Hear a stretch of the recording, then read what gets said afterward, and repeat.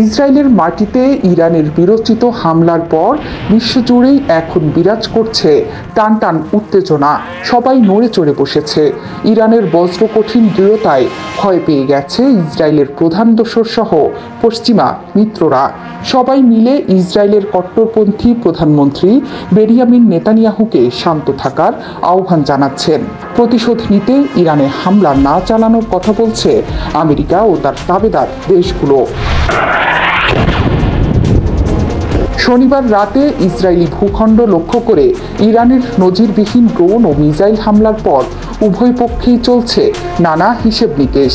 ইসরায়েলের দাবি, ইরানের ছোড়া ৩০০ ড্রোন ও মিসাইলের প্রায় সবগুলোকেই আকাশেই নিশ্চিহ্ন করা হয়েছে। অন্যদিকে ইরানের দাবি, হামলায় তাদের সবগুলো লক্ষ্যই পূরণ হয়েছে। এর মধ্যে সবচেয়ে বড় হলো ইসরায়েলের প্রতিরক্ষা ব্যবস্থা সম্পর্কে ধারণা পেয়ে ফেলা। ইরানের তুলনায় ইসরায়েল একটি ছোট্ট ভূখণ্ড হলেও আমেরিকা ও পশ্চিমাদের উদার সহায়তায় বিশ্বের শীর্ষ ২০ সমরশক্তির একটি দেশ। অন্যদিকে ইরানও কম যায় না। সমরশক্তিতে এই তালিকায় ইসরায়েলের চেয়ে ৩ ধাপ এগিয়েই রয়েছে খামেনির দেশ। ইরান মিসাইল ও ড্রোন তৈরিতে প্রচুর বিনিয়োগ করেছে। এসবের বিশাল এক ভাণ্ডার গড়েছে ইরান। সেই সঙ্গে গড়ে তুলেছে হিজবুল্লাহ ও হুতির মতো প্রক্সি বাহিনী। ইসরায়েলের চেয়ে শুধুমাত্র একটি দিকে পিছিয়ে আছে ইরান, আর সেটি হলো যুদ্ধবিমান ও আধুনিক আকাশ প্রতিরক্ষা ব্যবস্থা। তবে এই ঘাটতি পূরণে রাশিয়া কাজ করছে বলে ধরা হয়। ইউক্রেন যুদ্ধে রাশিয়াকে শাহেদ ড্রোন দেওয়ার পর ক্রেমলিন ইরানের আকাশ প্রতিরক্ষাকে জোরদার করার প্রতিশ্রুতি দিয়েছে।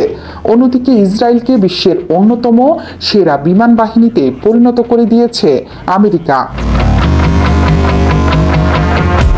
ইসরায়েল যেমন ইরানি হামলার জবাব দিতে মরিয়া, তেমনি তেল আবিব ও পশ্চিমাদের প্রতি কঠোর হুঁশিয়ারি বার্তা পাঠিয়েছে তেহরান। বলেছে, দামেস্কে ইরানি কনসুলেটে হামলার প্রতিশোধ নেওয়া হয়েছে, ফলে সেটির এখানেই শেষ। কিন্তু ইসরায়েল যদি আবারও ইরানি স্বার্থে আঘাত করে, তাহলে আরও 10 গুণ হামলার জন্য যেন প্রস্তুত হয়ে থাকে ইসরায়েল। ইসরায়েলের সব কুকর্মের সঙ্গী ও সমর্থক আমেরিকাকেও আলাদা করে বার্তা পাঠিয়েছে ইরান। বলেছে, কোনো ধরনের প্রতিক্রিয়ার অর্থই হবে মধ্যপ্রাচ্যে মার্কিন স্বার্থকে তেহরানের লক্ষ্যবস্তুতে পরিণত করা। এমন কথা শুনে বাইডেনের ঘাম ছুটে গেছে। নেতানিয়াহুকে সোজা জানিয়ে দিয়েছে, যা খুশি করো, কিন্তু ইরানের কিছু করলে আমরা নেই। ইরান সংশ্লিষ্ট কোনো আক্রমণে পাশে পাওয়া যাবে না আমেরিকাকে। এতদিন চুপচাপ ছিল রাশিয়া, বসে বসে মজা দেখছিলেন ক্রেমলিনের নায়ক ভ্লাদিমির পুতিন। ইরানের হামলা দেখে তিনিও বিস্মিত, তাই আর বসে থাকলেন না। ভূমধ্যসাগরে পাঠিয়ে দিয়েছেন বিশাল যুদ্ধবহর। গোটা বিশ্বকে অকপটে বলে দিয়েছেন, ইরানে পাল্টা হামলার চেষ্টা হলে বসে থাকবে না রাশিয়া। অর্থাৎ সব মিলে জমে গেছে খেলা। এখন শুধু বাকি চীনের প্রতিক্রিয়া। তাহলেই নিশ্চিত হয়ে যাবে দুই অক্ষশক্তি। শনিবারের হামলা নিয়ে ইরানের সশস্ত্র বাহিনীর প্রধান মেজর জেনারেল মোহাম্মদ বাগারি জানান, তারা কোনো বেসামরিক ও অর্থনৈতিক লক্ষ্যবস্তুতে হামলা করেনি। তাদের হামলা ছিল সামরিক স্থাপনা লক্ষ্য করে, সেই সব স্থাপনা যেখান থেকে দামেস্কে হামলা চালিয়েছিল ইসরায়েলের বিমান বাহিনী।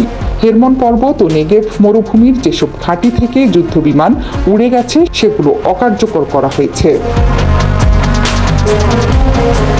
জেনারেল বাগারি জানান, ইসরায়েল কোনো ধরনের প্রতিক্রিয়া দেখালেই চরম পরিণতি ভোগ করতে হবে। তবে ইসরায়েল যদি পাল্টা আক্রমণ না চালায়, তাহলে হামলার কোনো পরিকল্পনা নেই তেহরানের।